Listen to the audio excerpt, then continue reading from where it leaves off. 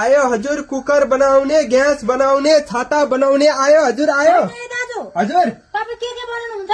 म कुकर बनाउँछु, ग्यास बनाउँछु, बिग्रेका छाताहरू भए बनाउँछु। तपाईको के बनाउनु पर्ने छ भनिहाल्नुहोस् त। कुकर पनि बनाउनुहुन्छ?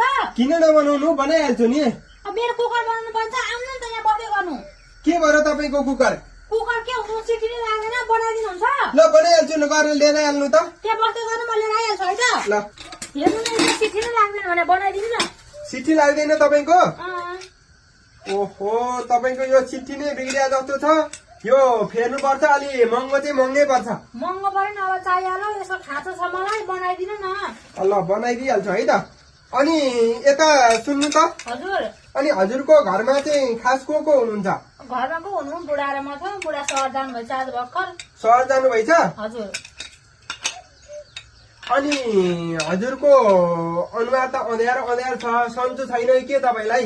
मलाई अलि सन्चो छैन, 4-5 दिन भइसक्यो। टाउको दुखिन्छ, रुवा लाग्छ, जिउ कर्करी खाइछ, काम पनि गर्न जाँगरै छैन। ओहो, तपाईँलाई बेथा लागेर छ। मलाई पनि पहिला यस्तै हुन्थ्यो, टाउको दुख्ने, रुवा लाउने, जिउ कर्कर खाने, काम गर्न मन नलाग्ने, ठ्याक्कै यस्तो हुन्थ्यो।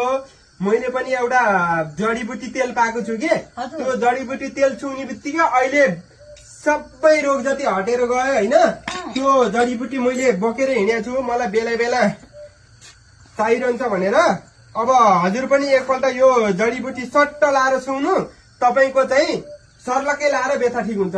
ल हेरिहाल्नु त। यसले बिस हुन्छ त? किन नहुनु, मेरो सर्लकै हटेर गयो। बिस हुनुभयो त, हामीलाई कति गाह्रो भएछ।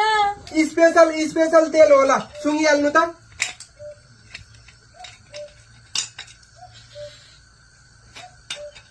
धेरै कडा रहेछ त। कडा त उल्का कडा छ नि। अब 32 जडीबुटीले युक्त तेल हो, कस्तो कुरा गर्नुहुन्छ तपाईँ पनि। ए स्पेशल जालले काम गर्छ, शङ्का मान्नु पर्ने कुरै छैन।